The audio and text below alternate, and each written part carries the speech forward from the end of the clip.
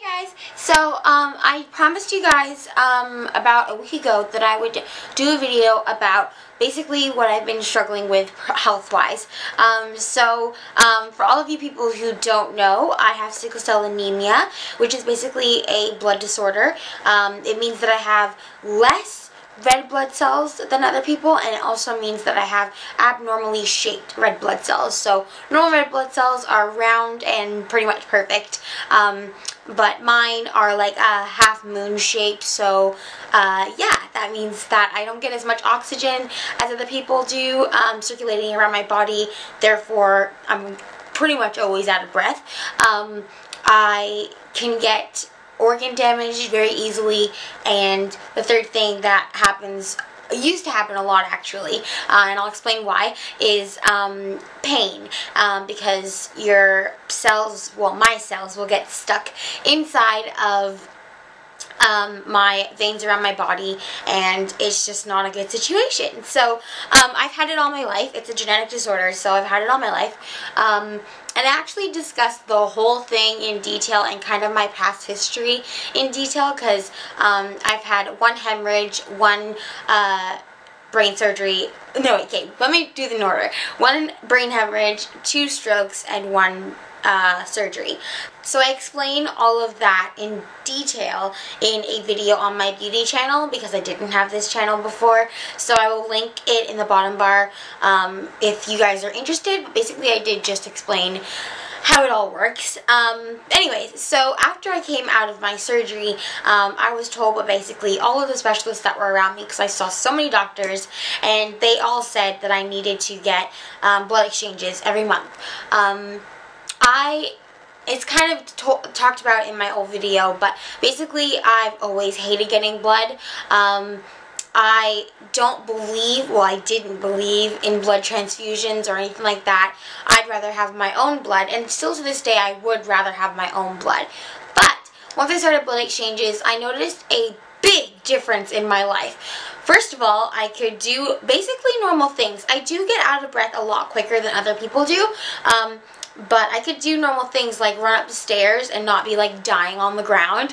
I could hang out with my friends in the winter or in the icy weather, because cold affects your blood cells. So yeah, I couldn't really do that before. I could stay in the water for a long time if I was swimming. Basically, my quality of life went through the roof. It was so much better. I did put on weight because I was almost unhealthily thin before.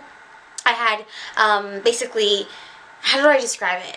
How do I explain it in a way that actually makes sense? I don't really know. Basically,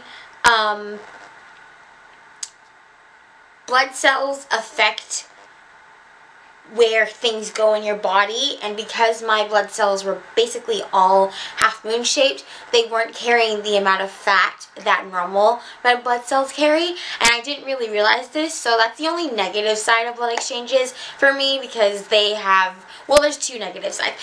They've made me put on a lot of weight. I was like 115 pounds before, and now I won't say exactly how much I am, but I'm around 150.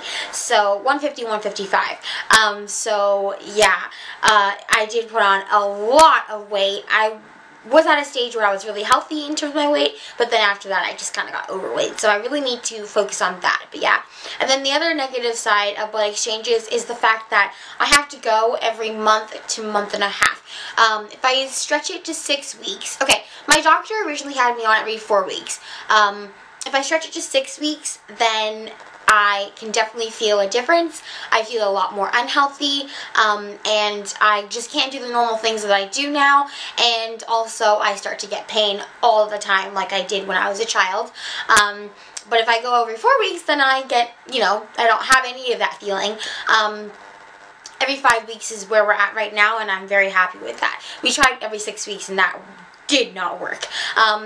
So yeah, that's basically the background of my blood exchanges and all that stuff. And the reason that I have them is because their logic is that the healthier blood that I have, the less chance of another vein in my brain getting blocked or another artery getting blocked, which, I mean, does make sense, but I'm still not like yippee about it, right? Because I'm a 21-year-old girl, and 21-year-old girls don't want to be seen around hospitals every 5 weeks, but you know what? You gotta do what you gotta do, right?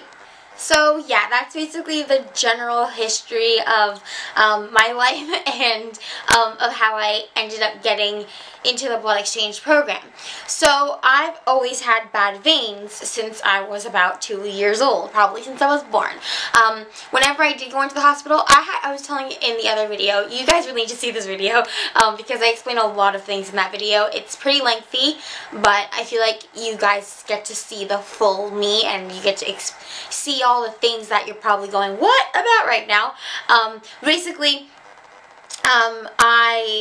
whenever I was hospitalized, I was a really lucky child.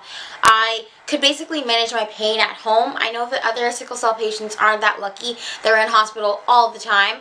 I would say I was hospitalized about once or twice per year.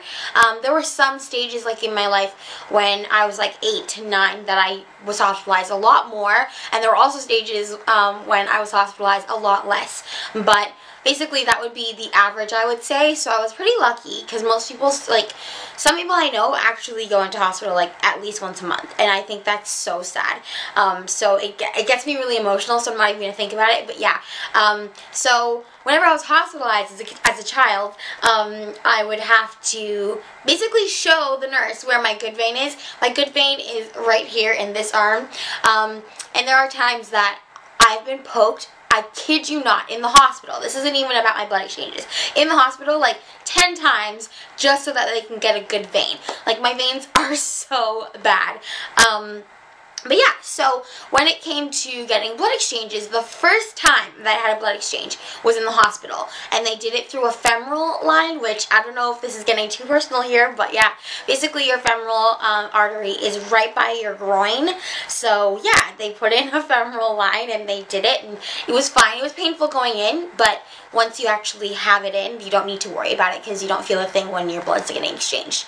And if I didn't say it already, blood exchanges are not blood transfusions. Blood transfusions are when you take your whole blood particle out of your body and replace them with someone else's whole blood particle. But blood exchanges are just taking your red blood cells and replacing them with someone else's red blood cells. So yeah, that's what that is.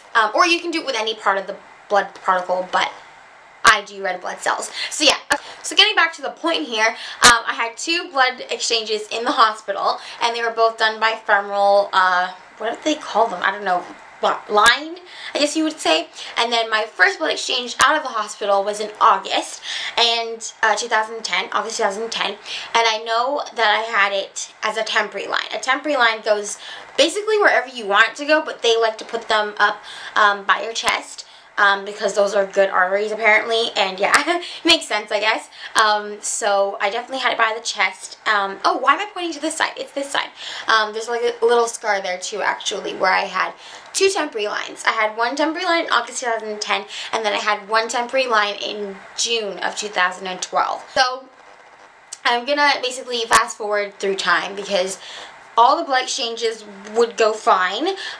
There was never any problem. Some people react really badly to them, or have allergic reactions, or they don't feel parts of their body. There was only one time that I actually did have a little bit of a calcium reaction from lack of calcium, where I couldn't feel half my face, but then after they gave me more calcium and gave me a Tums and gave me a glass of milk, it was all good. So yeah, they all went fine apart from the beginning. I would always go in to the hospital freaking out because I knew that they would not have an easy time finding my veins. Hi, Lucky. My cat's here. She's so cute. Anyways, yeah, so I always freak out, and they'd always have to poke me at least 3 times.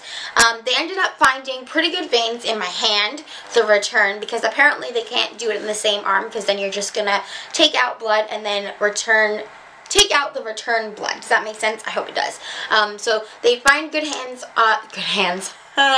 They'd find good veins eventually in my hand for the return, and then they would always use my good vein for my pull. So yeah, went well.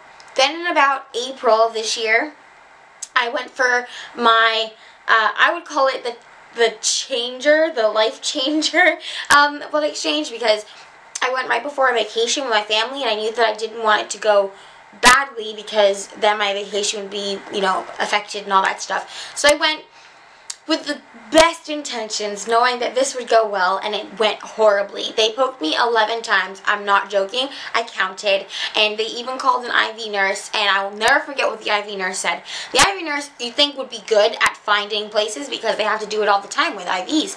No, she said, why doesn't she have a permanent line? I was very annoyed with that statement. So yeah, so after that, they were a little bit hesitant in actually poking me because they knew that I was very upset about that time in April, and also like risk of infection. The more times they poked me, the more times I could get infected. And just basically May to about August were like horrible months. It would always be like I'm dreading my blood exchange. Not that I was ever perky for it, but you know what I mean. So yeah, then in June they did a temporary, no sorry, yeah, so going back a little, in June they did a temporary line. But then in July I said, you know what, I'm not doing a temporary line. You can find my veins. You've done it for 2 years. Let me have it done peripherally, which is 3 veins. So they found it after a couple of struggles. But yeah, and then August, the doctor that oversees the unit and is my doctor for my blood stuff came in and basically just told me in the most derogatory way possible that yeah, you need a temporary. You need a permanent line. I basically said drop dead. To be honest, I mean, I didn't want my life to be affected. They'd already told me about this permanent line and how great it was and all that stuff a couple months ago, but I wasn't into it at all. And basically, to kind of sum up the last 4 months, I was basically pressured into it. It was basically them saying it's really small, it's really easy, blah blah blah blah blah blah blah blah blah blah blah blah blah. And my parents basically said, you know what, Siobhan, you need to do it because otherwise it's going to be a hassle every month, and it's bad for you, the fact that you have to worry, and it's bad for them, the fact that they have to worry, and yeah. But then we had a little situation in August. So in August, they went to go put it in via vein. They tried 15 times this time and then couldn't get it. They could not get a vein that would actually cooperate because what would happen is they would put the needle in a vein and then basically, I don't know how to describe it, but it would collapse so it wouldn't actually let blood flow. So yeah, and then I was like, well, I need my treatment. This is what I was planning on, all that stuff. And they said, hold on, we'll call Dr. I'm not going to say his name because it's pretty obvious where he works. But yeah, we're going to call the doctor. So they called the doctor, and the doctor, I kid you not, I will never forgive him for saying this. He came up in the hallway because I was sitting in the hallway because at this point I was almost crying. In fact, I think I actually was crying. And he says, he doesn't even say hi. He says, I can't have this. You either take the line or I can't treat you anymore. Which, to be honest, I think is ridiculous because of a couple things. First of all, I'm a young woman. Take into consideration that I might not want to live in the hospital, or no, I might want to have a permanent entity within my body. Some consideration and some heartfelt thoughts might be in order. Another thing that I did not like about that statement is, excuse me, who are you trying to blackmail? This is my health, not yours. You can't control me. So yeah, I was really, really, really upset at that point, and I just said, well, I don't even know what I said, to be honest.